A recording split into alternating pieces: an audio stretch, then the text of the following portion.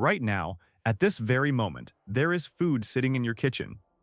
You probably feel relatively secure because of it. You shouldn't. That false sense of security is exactly what makes the coming reality so devastating when it finally hits. Your pantry is not a survival resource. It is a collection of expensive, calorie-dense illusions that will fail you at the precise moment you need them most. Disaster response experts, the people who study what actually happens when infrastructure collapses, have documented a terrifying truth.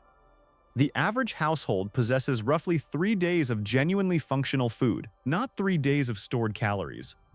Not 3 days of full shelves, 3 days of food that can be unwrapped, opened, and immediately consumed with zero power, zero running water, and zero cognitive bandwidth available for meal preparation. Everything else you've stocked, it's conditional, and conditional food is not survival food. It is a lie you are telling yourself in the form of rice and pasta. Because the moment your stove goes cold, the moment the taps run dry, that rice becomes a bag of useless pebbles. That pasta is nothing but decorative carbohydrates you cannot eat. The question you must ask yourself, urgently, is not how much food do I have? The question is, how much of it still works when the entire system holding it up disappears overnight? This is not fear-mongering. This is the gap between the people who survive disruptions and the people who don't. And the divide between those two groups comes down to one thing: preparation that actually functions under real-world collapse conditions. These are the most critical canned foods you must stockpile before the next serious disruption. They are not ranked by taste, not ranked by mainstream survival advice, ranked by cold, functional performance when everything else has already failed. And the item at the top of this list, almost nobody has it, and that absence could cost you everything. 12. Canned soup, the decision fatigue killer you're underestimating. Most people hear canned soup and immediately dismiss it as the most trivially obvious entry on any emergency preparedness list. Too simple, too everyday. Surely something this common couldn't possibly matter in a real crisis? That complacency is going to get people hurt. Here is what the research on disaster response reveals that nobody wants to talk about. After 48 to 72 continuous hours of genuine disruption, human decision-making doesn't collapse dramatically. It doesn't shut off like a power switch. It erodes, quietly, insidiously. Tasks that were once automatic, including the simple, basic act of figuring out what to eat and how to prepare it, begin to feel like enormous cognitive burdens. People don't stop eating because food disappears. They stop eating because their depleted brains can no longer summon the energy required to make decisions about food preparation. Meals get skipped, energy crashes, and everything spirals downward from there. Canned ready-to-eat soup eliminates that collapse vector entirely. There is no preparation required, no decisions to make. Open the can, consume the contents, done. That is the entire process. In a state of severe cognitive depletion, the difference between 1 step and 0 steps is not trivial. It is the difference between eating and starvation by inertia. But here is the critical mistake nearly everyone makes. They stock condensed soup. Condensed soup still requires water, and in a scenario where water access is compromised, which is exactly the scenario you are preparing for, that single extra requirement renders the entire product useless. Ready-to-eat formulations only. That is non-negotiable. And the sodium content that everyone panics about, under crisis conditions, elevated sodium intake is not a liability. It is a physiological advantage. Stress, irregular eating patterns, and physical exertion accelerate electrolyte depletion at rates that catch people completely off guard. That sodium is helping maintain your hydration balance and preventing a collapse that has nothing to do with running out of calories. Critical action: only purchase ready-to-eat soup. The condensed variety is worse than useless in a water-restricted emergency. 11. Canned chili, the only true complete meal in a can. There is a dirty secret buried in most survivalist food planning that nobody discusses openly. Nearly every individual canned food only addresses part of your nutritional needs. Beans give protein and carbohydrates, but deliver almost no fat. Canned vegetables provide micronutrients, but offer minimal sustained energy.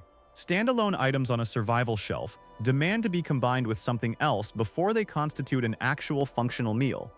And combining requires thought, energy, and resources, all of which will be dangerously scarce after 72 hours of sustained disruption. Canned chili is the exception. It is the only item that arrives as a complete meal inside a single container. Protein from meat, complex carbohydrates from beans, dietary fat from the meat component, enough flavor complexity to prevent the appetite shutdown that silently kills caloric intake after day 3. One can equals 400 to 600 calories of genuinely complete nutrition. Nothing else required. But here is the second crisis canned chili prevents, and this one is far more insidious than simple hunger. Around day 3 or 4 of disruption, appetite begins to deteriorate in a very specific way. Not because food is unavailable, because when every meal is bland, texturally monotonous, and nutritionally predictable, the brain's appetite stimulation system begins to disengage. People shift from eating to sustain function to eating to technically survive. Caloric intake drops, energy drops, cognitive capacity drops in lockstep. And at that point, the crisis is no longer just external. Chili interrupts that slide. The texture, the layered flavor, the combination of different protein and carbohydrate sources, the brain recognizes it as an actual meal, and that recognition matters more than the calorie count printed on the label. Critical action: choose pull tab lid versions exclusively. A can opener you don't have turns a perfect emergency meal into an inaccessible sealed container. Deton, canned beans, the underestimated survival multiplier. Stop thinking about survival food in terms of total calories stored. That framework misses the point entirely and will get you into serious trouble. What actually matters, what actually determines whether you remain functional during a prolonged disruption, is how long each individual meal keeps your body and brain operational before you are forced to eat again. Because every single meal during a crisis costs something: time, fuel, cognitive energy, decision-making bandwidth. The fewer meals you need per day, the fewer of those precious resources you burn on the act of eating itself. This is the case for canned beans, and it is far more precise than people realize. The combination of plant protein and complex carbohydrates creates a slow, sustained energy release profile that dramatically outperforms anything based on refined carbohydrates or simple sugars. A single serving genuinely extends the functional interval between meals. Over 3 or 4 consecutive days, that extension compounds into a meaningful operational advantage. People will immediately raise the comparison to dried beans. Yes, dried beans are cheaper per calorie. That argument evaporates the moment you acknowledge what dried beans actually require: extended soaking time, significant clean water, and sustained fuel for prolonged cooking. Under any scenario where infrastructure is compromised, those requirements cannot reliably be met. Canned beans carry no such conditions. Open the can, eat. Here is the detail that almost everyone completely ignores: the liquid inside the can. This liquid is not packaging filler. It contains soluble minerals and electrolytes that leached from the beans during the canning process. The reflexive habit of pouring it down the drain is throwing away nutrients at precisely the moment when you can least afford to lose them. Add it to soup. Incorporate it into any available preparation. Drink it directly. Recovered nutrition at zero cost. Critical action: rotate across multiple varieties: black beans, chickpeas, kidney beans, lentils. The nutritional profiles are broadly similar, but variety prevents appetite fatigue that will silently erode your actual caloric intake within days. 9. Canned chicken, the protein multiplier that prevents silent physical collapse. Around day 3 or 4, something happens that almost no emergency preparedness guide addresses directly, because it sounds almost too psychological to take seriously. It is not hunger, it is not simple exhaustion, it is the complete absence of meat, not protein as an abstract macronutrient on a nutrition label. The actual physical experience of eating something with texture, resistance, and substance, something that requires real chewing. Soft foods can technically satisfy your caloric requirements. They cannot satisfy the deeply embedded neurological expectation of eating something substantial. That absence doesn't register as a measurable caloric deficiency. It registers as a psychological failure state. And that failure state affects behavior in ways that are not obvious until they're already causing damage. Morale drops. Meals get skipped. Decisions get worse. Canned chicken addresses this without heat, without refrigeration, and without any preparation beyond removing a lid. A standard can delivers 40 to 50 grams of complete protein. Under elevated physical demand and compromised recovery, exactly the conditions of a real emergency, muscle degradation begins within days, not weeks. The protein in canned chicken directly slows that process during the period when your physical capacity to respond to the crisis matters most. More importantly, Canned chicken functions as a force multiplier for everything else in your stockpile. Mixed into rice. Suddenly a nutritionally complete meal. Added to canned soup, dramatically elevated nutritional density. Combined with canned tomatoes and beans, a complete dish that actually satisfies rather than just fueling. It elevates almost everything it touches. Critical action. Once opened, consume the entire can immediately or transfer to a sealed container and use without delay. Without refrigeration, partial storage leads to rapid spoilage. Protein is not a resource you can afford to waste. If this information is waking you up to something you should have addressed months ago, you are not alone. Most people are completely unprepared, and most of them have no idea. Hit like, leave a comment with which item shocked you most, and subscribe so you don't miss the rest of this series. The next sections cover what nearly every survival guide gets dangerously wrong. 8. Canned tuna. Brain fuel when bad decisions cost everything. Most emergency preparedness frameworks treat cognitive function as a secondary concern, something to address after physical survival needs are secured.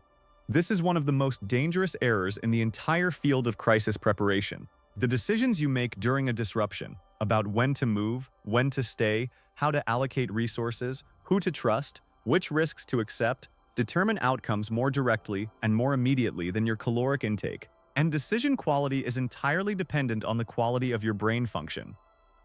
Most canned foods can maintain your body through a crisis. Canned tuna does something far more specific and far more critical. It actively supports the neurological systems responsible for making you effective when it counts most. Tuna is one of the most concentrated shelf-stable sources of omega-3 fatty acids available, specifically DHA and EPA, the long-chain forms that the human brain uses for cellular membrane integrity and neurotransmitter function. A deficit in these compounds doesn't produce dramatic, obvious symptoms. It produces something far more dangerous: slow, creeping cognitive degradation, reduced processing speed, declining working memory, measurably impaired decision-making under pressure. Under normal conditions, this deficit takes weeks to become apparent. Under sustained physiological stress, that timeline collapses into days. The operational simplicity is equally important. No heat required, no water required. A single can supplements 2 or 3 separate meals and integrates seamlessly into virtually any base preparation: rice, crackers, soup, whatever is available. Water-packed varieties offer maximum flexibility. Oil-packed varieties deliver higher caloric density, a genuine advantage in cold environments or during periods of elevated physical exertion. Critical action. Deploy tuna deliberately, not indiscriminately. Use it as a targeted brain support resource rather than a daily staple. That approach maintains consistent cognitive benefit across the length of your supply. 7. Canned meat. The energy source nobody talks about and everyone needs. Ask virtually anyone what the body needs most during a sustained crisis. You'll hear protein. You might hear carbohydrates. Almost nobody ever says fat. And that gap in understanding could cost them dearly. Here is the physiological reality. Carbohydrates produce rapid energy. Protein maintains and repairs tissue. But sustained physical output, especially in cold conditions, extended exertion scenarios, or any situation involving inadequate rest and recovery, requires fat as a primary fuel source in a way that nothing else fully replicates. Fat delivers more than twice the caloric energy per gram compared to protein or carbohydrates. More critically, it burns slowly and steadily, providing extended output across long intervals without requiring continuous caloric input. Shelf-stable canned meats, beef, pork products, potted meat preparations, deliver both complete protein and significant dietary fat in a single container. No cooking required, no refrigeration, no preparation of any kind, and the caloric density per unit of storage volume substantially exceeds almost every other item in the canned food category. The sodium content that instinctively concerns people is, once again, not a crisis condition liability. Under conditions of physical stress and irregular eating, sodium actively supports fluid retention and electrolyte balance. It is a functional advantage, not a health warning. One pairing strategy that dramatically increases effectiveness: combine canned meat with any available carbohydrate source rather than consuming it in isolation. The combination of fat and carbohydrate produces more stable, extended energy output than either macronutrient consumed alone. That difference becomes very real after day 2. Critical action. As long as can integrity is maintained and the seal remains intact, contents remain viable well beyond printed expiration dates.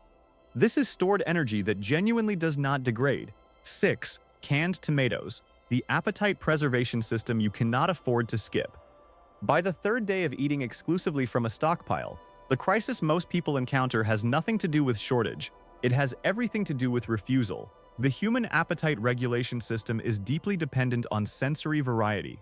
When every meal presents an identical texture, an identical salt profile, and an identical flat gray absence of brightness or complexity, the appetite signal weakens measurably. Eating transforms from an automatic biological imperative into an act of willpower. And under sustained high-stress conditions, willpower is categorically not a renewable resource. The appetite suppression that follows is not trivial. It is not a minor inconvenience. It is the mechanism through which a technically adequate stockpile silently fails. People stop eating enough. Energy drops. Physical capacity drops. Cognitive function drops. The stockpile that was supposed to save them begins to actively fail them. Not because the food ran out, but because they stopped being able to force themselves to eat it. Canned tomatoes are the most effective and most overlooked solution to this specific crisis. Acidity is a primary trigger for saliva production and the appetite stimulation response. Adding even a small quantity of diced or crushed canned tomatoes to a flat bean preparation or a bowl of rice fundamentally transforms the sensory experience of that meal. It creates brightness, contrast, and the perception of something genuinely worth eating. Across several consecutive days, that transformation is what maintains caloric intake at a level that preserves function. There is a nutritional dimension that most people entirely overlook. The thermal processing involved in canning actually increases the bioavailability of lycopene, a compound with documented antioxidant properties relevant to immune function, compared to fresh tomatoes. Under physically stressful conditions with elevated immune challenge, that is a measurable benefit. Store multiple formats for maximum tactical flexibility. Crushed tomatoes for sauce applications, diced for stews and mixed preparations, paste for concentrated flavor delivery in minimal quantities with a minimal storage footprint. Critical action: canned tomatoes do not replace anything else on this list. They make everything else on this list edible for longer. Without them, the entire stockpile is at risk of being abandoned by the very person it was built to protect. 5. Canned vegetables, the silent deficiency that strikes before you know it's happening. This is where most calorie-focused survival plans quietly collapse, and by the time the damage is visible, it has already been compounding for days. The human body does not loudly announce micronutrient deficiency. Vitamins and minerals operate below the threshold of conscious awareness under normal conditions. Their absence doesn't trigger dramatic alarm signals in the early stages. What it triggers instead is subtler and far more insidious. Progressively slower recovery from physical exertion, declining immune responsiveness, deteriorating tissue repair capacity. By the time these symptoms are obvious enough to clearly identify, the deficit has already been accumulating for days. You are already operating at reduced capacity, and you don't fully realize it yet. This is the gap that canned vegetables fill, and why stocking only a single type is worse than useless. Canned green beans deliver fiber and vitamin K. Canned corn provides B vitamins alongside a meaningful carbohydrate contribution. Canned spinach supplies iron and folate. No individual vegetable covers the complete micronutrient profile a body under sustained stress requires. Rotation across multiple types is not a preference. It is a functional requirement. Choose low-sodium formulations wherever they are available. You retain the ability to add salt at the point of consumption. You cannot remove it from something that already contains too much. Maintaining that control becomes critical when options are severely constrained. And once more, do not discard the canned liquid. It contains water-soluble vitamins and minerals that leached from the vegetables during processing. The reflexive habit of pouring it away is discarding real nutritional value at the moment in your life when you can least afford to do so. One additional effect worth acknowledging: the visual presence of vegetables, green, yellow, orange, in an otherwise texturally and visually monotone meal environment, creates a perceptual signal of normalcy. In a crisis context where nearly every sensory marker of ordinary life has been stripped away, that signal has a documented stabilizing effect on psychological state. Psychological stability is not a soft concern, it is a hard operational resource, and anything that helps preserve it has real and measurable value. Critical action: Multiple types. Low sodium where available. Never discard the liquid. Every component of the can has value, over 1,000 words deep into the most important half of this list, and we haven't even gotten to the items that most survival guides are completely silent about. If you're realizing your current stockpile doesn't pass the zero prep test, this is the moment to change that. Like this video, drop a comment, and subscribe. The next time a real disruption hits, you'll want to have seen everything coming. 4. Sweetened condensed milk, the emergency lifeline for when the body refuses to cooperate. Here is the scenario that almost no preparedness guide accounts for, because it sounds too uncomfortable to discuss directly. What happens when a person is physically unable to eat normal food? Sustained nausea driven by stress hormones. Extreme gastrointestinal disruption triggered by a sudden, dramatic dietary shift. Total physical depletion that makes the mechanical act of eating feel impossible. These are not edge cases. They are documented, predictable responses to crisis conditions. And when any of them occur, the rest of your stockpile, every can, every package, every carefully chosen item, becomes temporarily completely inaccessible. Not because the food disappeared, because the body has stopped cooperating. Sweetened condensed milk exists for precisely this emergency within the emergency. A single standard can delivers over 1,000 calories in a format that is liquid, easily digestible, and requires absolutely no preparation.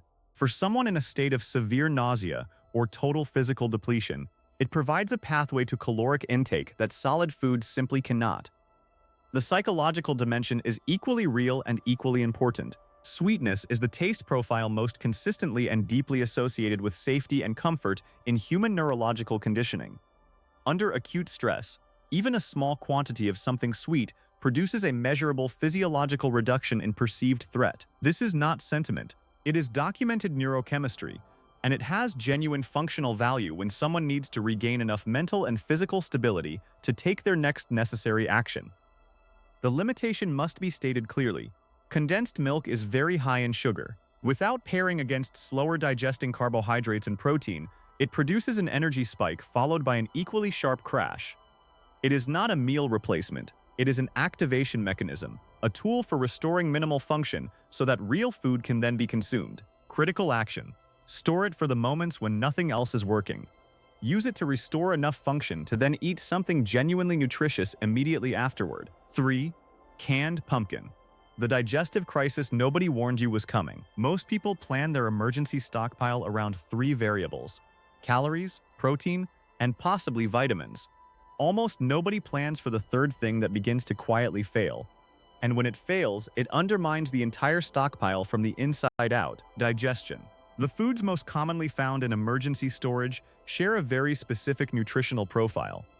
Dense, calorie-rich, and catastrophically low in dietary fiber. White rice, crackers, canned meat, pasta, processed beans, consumed over multiple consecutive days without any meaningful fiber source, the digestive system begins to slow dramatically. Absorption efficiency deteriorates, physical discomfort compounds, the desire to eat drops in direct proportion to digestive misery. This creates an accelerating negative cycle in which the inability to properly process food reduces both caloric utility and appetite, which accelerates the exact nutritional decline that the stockpile was constructed to prevent. Canned pumpkin is the most effective, most practical, and most comprehensively overlooked solution to this crisis. But there is a labeling distinction that determines whether the product you purchase actually serves this function, and most people get it catastrophically wrong. 100% pure pumpkin puree contains exactly one ingredient: pumpkin. Pumpkin pie filling contains sugar, sodium, and spices, none of which address the digestive function you urgently need. Buying the wrong product makes this entire item completely useless for its intended purpose. Read the label. Pure pumpkin puree only. The right product delivers meaningful dietary fiber in a gentle, non-irritating form that gradually restores digestive motility, exactly the calibrated, gentle intervention that a stressed system requires. Beyond fiber, pumpkin is a dense source of beta-carotene, which the body converts to vitamin A. Vitamin A directly supports immune function, skin barrier integrity, and mucosal health, all of which become critically relevant in conditions where minor injuries are more likely and immune challenge is elevated. Critical action: pure pumpkin puree only. Mix it into other preparations rather than consuming it in isolation. A small addition measurably improves the digestibility and nutritional completeness of whatever it accompanies. Or evaporated milk, the psychological anchor that prevents internal collapse. There is a form of breakdown in prolonged crisis scenarios that almost nobody in the preparedness community talks about, because it doesn't involve physical injury or caloric shortage. It involves the dissolution of routine, the small, repeated rituals that structure daily life: morning coffee, a recognizable breakfast, a meal that presents itself as a meal rather than mere fuel, are not luxuries. They serve a critical psychological function. They anchor the nervous system's sense that basic order still exists. They mark the passage of time. They send a signal to the human brain that the situation, however difficult, remains navigable. When those rituals vanish abruptly and entirely, the effect on morale and cognitive function is measurable, significant, and faster than almost anyone expects. Evaporated milk is one of the very few stockpile items that can partially preserve these anchors under crisis conditions. Mixed with water in equal parts, it produces a liquid that is nutritionally and texturally close enough to whole milk to restore the sensory experience of familiar preparations. Coffee becomes recognizable coffee again. Porridge takes on its familiar consistency. Meals constructed entirely from emergency canned goods retain something that feels, and this matters more than people expect, like normal life. In an environment where nearly every sensory marker of ordinary existence has been removed, that retained normalcy is not comfort.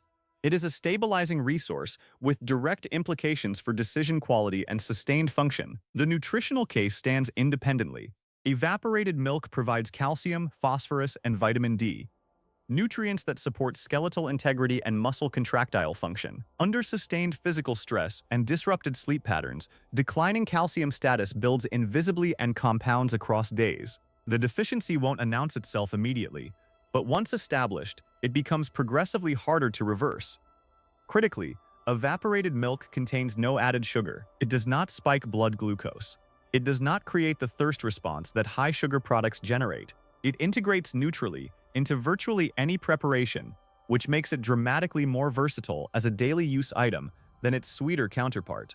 Storage maintenance detail worth noting: rotate cans periodically, upside down for a period, then right side up, to reduce fat separation during extended storage and maintain product quality at the point of use. Critical action: store it for the preservation of routine. No refrigeration required. Long shelf life.